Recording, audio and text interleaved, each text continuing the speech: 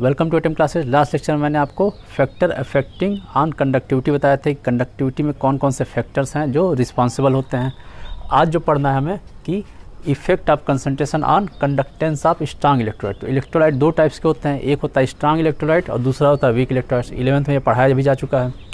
तो सबसे पहले थोड़ा सा ही बता देते हैं कि स्ट्रांग इलेक्ट्रोलाइट क्या होता है और वीक इलेक्ट्रोलाइट क्या होता है। उसके बाद इसका इफेक्ट देखेंगे कि स्ट्रांग प्रबल वैद्युत अपघट्य है, इस पर सांद्रता का क्या इफेक्ट पड़ता है। ठीक है, तो सबसे पहले तो बात करते हैं कि स्ट्रांग इलेक्ट्रोलाइट क्या होता है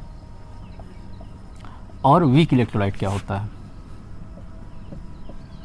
ठीक है, तो स्ट्रांग इलेक्ट्रोलाइट और वीक इलेक्ट्रोलाइट में फ़र्क ये होता है कि जब किसी भी इलेक्ट्रोलाइट को, इलेक्ट्रोलाइट क्या होता है सबसे पहले कि जो सॉल्वेंट में जाने के बाद, और सॉल्वेंट में मान लेते हैं वाटर हो गया, तो वाटर में जाने के बाद पॉजिटिव और निगेटिव आयंस बनाते हैं। तो जो भी पॉजिटिव निगेटिव आयंस बनाते हैं उसको बोलते हैं इलेक्ट्रोलाइट।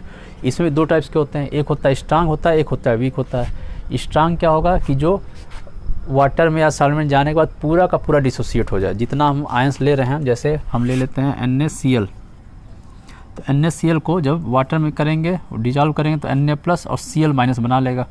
अब जितना इसका अमाउंट है, अगर इसके मान लेते हैं कि 100 मॉलिक्यूल अगर हम इसका ले लेते हैं, तो डिसोसिएट होने के बाद इसके जो है 100 भी मॉलिक्यूल बनेंगे और इसके भी 100 मॉलिक्यूल बनेंगे।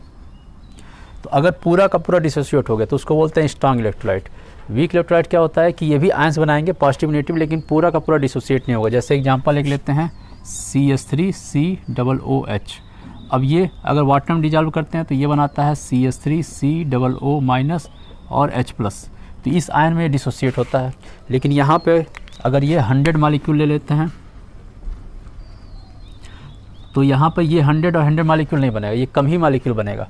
क्यों कम बनेगा? क्योंकि कुछ मॉलिक्यूल अनडिसोसिएटेड रह जाएंगे, डिसोसिएट होंगे नहीं। जैसे तो ये मान लेते हैं कि इस 100 मॉलिक्यूल में से 40 मॉलिक्यूल ऐसे हैं इसके जो डिसोसिएट हो गए, तो यहाँ पे बन जाएगा 40 और यहाँ पे बन जाएगा 40, और इस यहाँ कितना बचेगा? 60 मॉलिक्यूल ऐसे बच गए जो अनडिसोसिएटेड। तो सिंपल सा यहाँ से ये करके 60 मॉलिक्यूल ऐसे निकाल लेते हैं। तो ये 60 हो गया, ये 40 हो गया, 40 हो गया।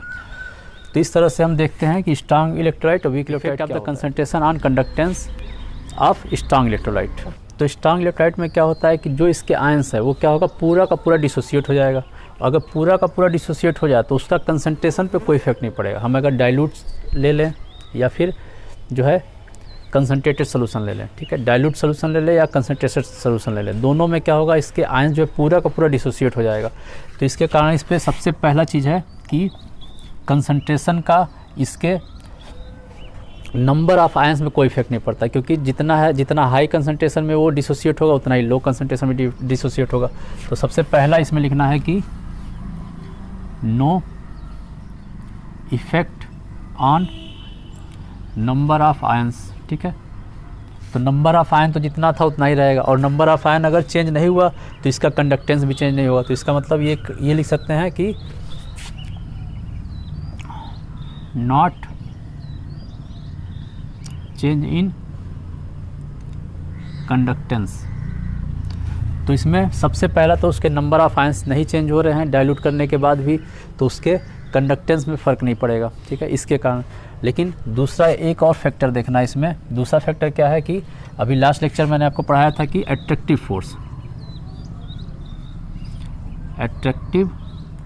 Force between ions. अब क्या होगा इसमें, अगर हम यहाँ पे कंसंट्रेटेड ले रहे हैं तो इसमें जो पॉजिटिव और निगेटिव है ये ज़्यादा पास होंगे, और ज़्यादा पास होंगे तो इनके बीच अट्रैक्टिव फोर्स ज़्यादा लगेगा, और अट्रैक्टिव फोर्स अगर ज़्यादा है तो इनकी कंडक्टिविटी घट जाएगी। ठीक है, तो अट्रैक्टिव फोर्स जो है इसका ज़्यादा होगा, कब होगा, जब हाई कंसंट्रेशन होगा। तो हाई कंसंट्रेशन में अट्रैक्टिव फोर्स ज़्यादा होने के कारण इसकी कंडक्टिविटी घट जाएगी। ठीक है, तो यहाँ पर क्या होता है 1 कंडक्टिविटी, ये लास्ट लेक्चर में मैंने आपको बताया था। तो इस फैक्टर के कारण इसकी कंडक्टिविटी में क्या आएगा, हल्का सा फ़र्क आ जाएगा। अगर इसका अट्रैक्टिव फोर्स ज़्यादा है, अट्रैक्टिव फोर्स ज़्यादा कब होगा, जब इसका कंसंट्रेशन हाई होगा। तो यहाँ पे लिख सकते हैं कि कंसंट्रेशन इन्वर्सली प्रोपोर्शनल हो जाएगा कंडक्टेंस से, और ये भी लास्ट लेक्चर मैंने आपको बताया था कि ये रेशियो था। ठीक है, तो दूसरा फैक्टर ये है। तो इसमें स्ट्रांग इलेक्ट्रोलाइट में उसके नंबर ऑफ आयंस पे तो कोई फ़र्क नहीं पड़ता है, लेकिन किस पे फ़र्क पड़ता है, अट्रैक्टिव फोर्स से पड़ जाता है। अट्रैक्टिव फोर्स से फ़र्क पड़ने के कारण इसका कंडक्टेंस क्या होता है, चेंज हो जाता है, ठीक है।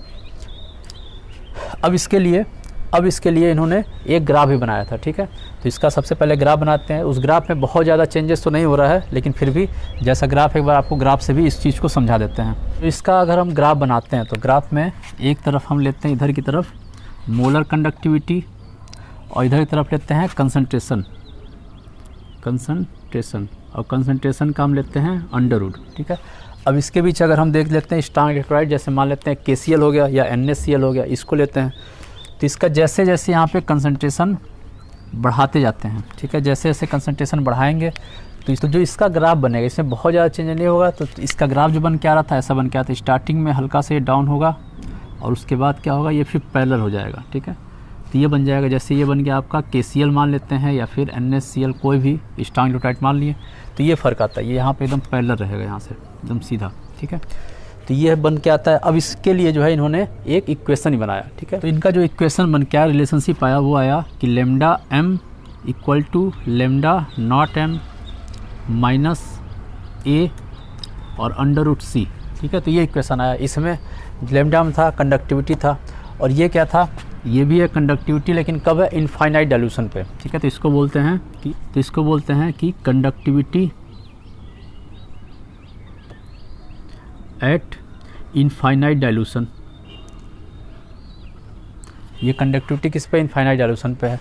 और ये C क्या है, C है कंसंट्रेशन और ये है एक कांस्टेंट, ठीक है। तो ये था। और इस इक्वेशन को दिया किसने था, ये जो इक्वेशन था, इस इक्वेशन को दिया था डीबे, हैकल,